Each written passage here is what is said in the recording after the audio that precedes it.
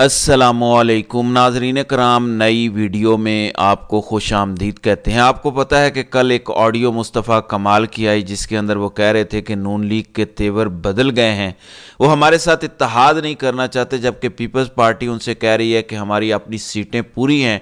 हमने उनसे पूछा है कि आप बताएं आपकी पीपल्स पार्टी के साथ क्या बात हुई है, तो उन्होंने एक बात की।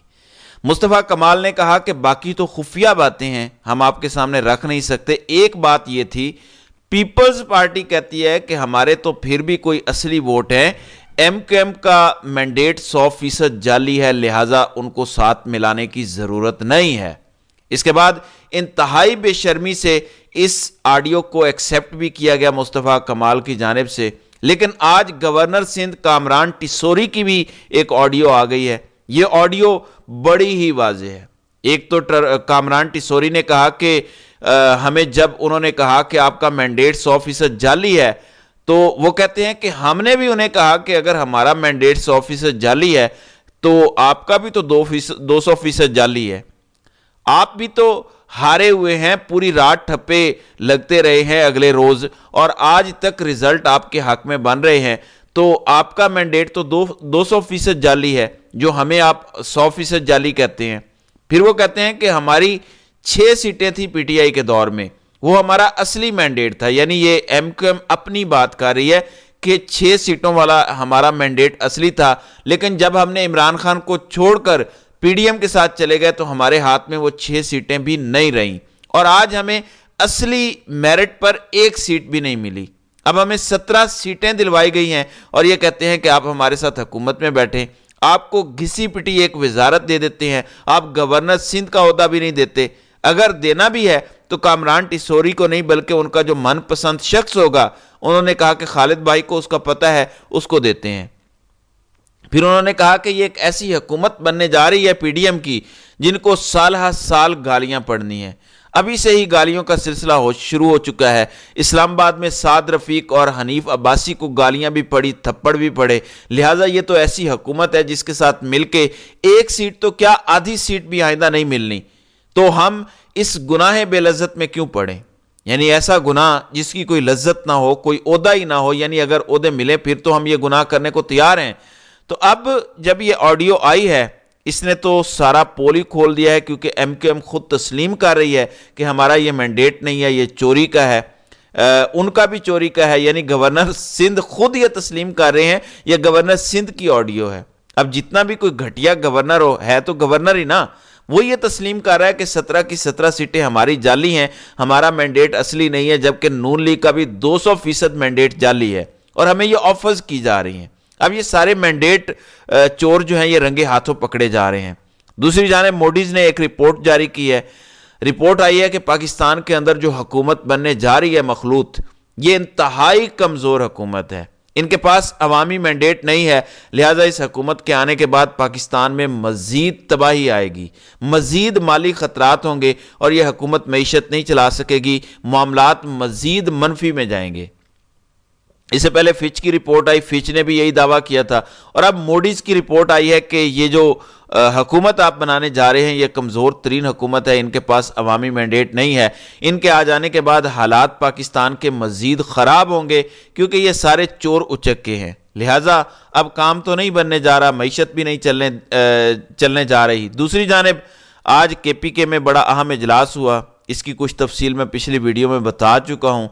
उसमें केपीके के 115 अरकान ने हलफ उठा लिया है, गनी साहब ने यह हलफ लिया है। अब एक तब्दीली भी हुई है, पहले आकबुल्ला खान स्पीकर के उम्मीदवार थे, उस पर पार्टी में इख्तलाफात थे, तो अब इमरान खान की जानिब से बाबर सलीम को स्पीकर केपीके असम्बली के लिए नामजद किया गया। ये बड़ी अहम पेशरफ्त है अली अमीन गंडापुर की जानिब से, क्योंकि कहा यह जा रहा था कि असम्बली का इजलास नहीं होने दिया जाएगा, मैंडेट नहीं दिया जाएगा, गवर्नर बैरून मुल्क चले गए हैं, इजलास नहीं बुलाएंगे। तो ये उनकी एक बहुत बड़ी एफर्ट है कि उन्होंने अरकान को भी अपने साथ मिलाकर रखा और आज सब ने हलफ भी उठा लिया है। ये जो कह रहे थे कि अली अमीन बड़े जज्बाती हैं, इमरान खान का फैसला ठीक नहीं है, तो मेरे ख्याल से अली अमीन ने अपनी लीडरशिप दिखाई है। दूसरी तरफ यह खबर आ रही है कि रियासत को हथियार उठाने वालों से अलग तरीके से डील करना चाहिए।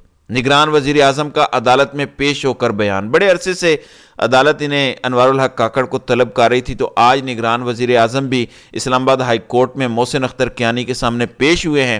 انہوں نے کہا کہ ہم تو خود وکٹم ہیں، میں تو خود بلوچ شہری ہوں، لہٰذا آپ ریاست کے خلاف باتیں کرتے ہیں، یہ ریاست کے خلاف اٹھتے ہیں، ریاست کے خلاف ہتھیار اٹھاتے ہیں، یہ لاپتہ افراد نہیں ہوتے۔ یعنی نگران وزیر اعظم نے لاپتہ افراد والے معاملے پر بیان دیا کہ یہ غدار ہیں، ٹیررسٹ ہیں۔ کافی لمبی سماعت ہوئی جس میں جج صاحب کو انہوں نے دھمکی بھی دی ہے۔ بہرحال اس کی تفصیل کسی دوسری ویڈیو میں بتاؤں گا۔ خیبر پختونخوا اسمبلی میں نون لیگ کی خاتون صوبیہ شاہد، ان پر جوتا اور لوٹا بھی اچھالا گیا کیونکہ وہ عمران خان چور کے نعرے لگا رہی تھی اور گھڑی لہرا رہی تھی، ان پر لوٹا اور جوتا پھینکا گیا ہے۔ دوسری جانب لانگ مارچ توڑ پھوڑ کیس میں عمران خان سمیت فیصل جاوید، اسد عمر، ان کو بری کیا گیا ہے۔ اسلام آباد کی ڈسٹرکٹ اینڈ سیشن کورٹ نے عمران خان، فیصل جاوید اور اسد عمر کو لانگ مارچ توڑ پھوڑ کیس سے بری کیا ہے۔ یہ خبر چھوٹی نہیں ہے، یہ خبر آپ کو بتاتی ہے کہ عدالتوں کو جو ایک مخصوص سمت میں موڑا جا رہا تھا صرف اور صرف 8 فروری کے الیکشن کے لیے کہ 8 فروری سے پہلے عمران خان کو سزائیں دی جائیں، کسی قسم کا ریلیف نہ دیا جائے، یہ خبر اور یہ فیصلہ اس طرف اشارہ کرتا ہے کہ عدالتوں پر اب دباؤ کم ہوا ہے، یا پھر سزائیں دینے کا فائدہ نہیں ہے کیونکہ جو مقصد اچیو کرنا تھا وہ حاصل نہیں ہو سکا، بری طرح سے پٹ گئے ہیں۔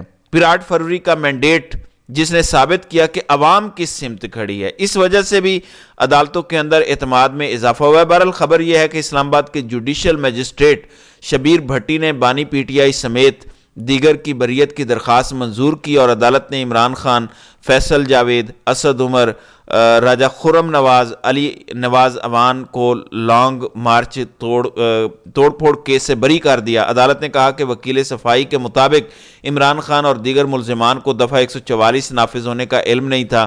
ایڈیشنل ڈسٹرکٹ میجسٹریٹ نے دفعہ 144 کا نوٹیفیکیشن جاری نہیں کیا تھا۔ پھر انہوں نے کہا کہ 11 گواہان چلان میں شامل تھے، ایک بھی بیان ریکارڈ کرنے کے لیے نہیں آیا، تو اس لیے عمران خان کو بری کیا جاتا ہے۔ دوسری جانب مریم نواز چھائی ہوئی ہیں، ان کی ویڈیوز پر ویڈیوز آ رہی ہیں۔ اب اعلان کیا گیا ہے کہ پنجاب میں 70 لاکھ خاندانوں کو نگہبان پروگرام کے تحت خشک راشن ملے گا۔ راشن بیگ میں 10 کلو آٹا، 2 کلو چینی، 2 کلو بیسن، 2 کلو گھی، 2 کلو چاول شامل ہوں گے۔ وزیر اعلیٰ پنجاب مریم نواز کا عوام کو ریلیف دینے کے لیے بڑا اقدام۔ لاہور میں 4,81,000 سے زائد گھرانے رمضان راشن کے بیگ سے مستفید ہوں گے۔ مجموعی طور پر 70 لاکھ خاندانوں کو یہ راشن بیگ دیا جائے گا۔ سبز رنگ کا یہ بیگ ہے، اوپر قائد انقلاب نواز شریف کی فوٹو لگی ہوئی ہے جسے عوام نے جوتے مار کر مائنس کیا۔ بہرحال دوسری جانب سلمان اکرم راجہ کی ریٹرننگ افسر NA 128 کے خلاف توہین عدالت کی درخواست پر حکم جاری ہوا ہے۔ عدالت نے درخواست ناقابل سماعت ہونے کی بنا پر خارج کر دی ہے۔ آج سنی اتحاد کونسل کے حوالے سے بڑی شرمناک سماعت ہوئی جس میں ان سے مخصوص نشستیں چھین لی گئی ہیں۔ جس طرح اکرام اللہ خان اور چیف الیکشن کمشنر نے سماعت کی، اس میں کہا گیا کہ اگر آپ کہتے ہیں تو ہم آپ کی جماعت کو ہی ڈی لسٹ کر دیتے ہیں، تو اس پر بیرسٹر علی ظفر نے کہا کہ ٹھیک ہے کر دیں۔ بہرحال انتہائی شرمناک فیصلہ ہے۔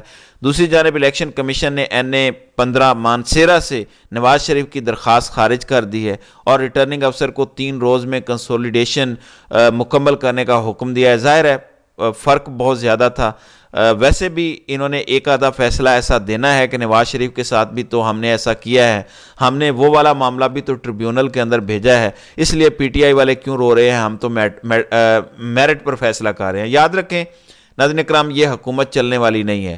موڈیز نے بڑا واضح کہہ دیا ہے کہ معیشت میں استحکام نہیں آئے گا، یہ کمپنی نہیں چلے گی، یہ 200% جعلی ووٹوں کے ساتھ آئے ہیں۔ اور کامران ٹسوری کی جو آڈیو لیک ہوئی ہے اس نے تو اب اس پر مہر لگا دی ہے۔ تو ناظرین اکرام، آپ کی اس ویڈیو کے حوالے سے کیا رائے ہے؟ آپ اپنی رائے کا اظہار کامنٹ سیکشن میں ضرور کیجیے گا۔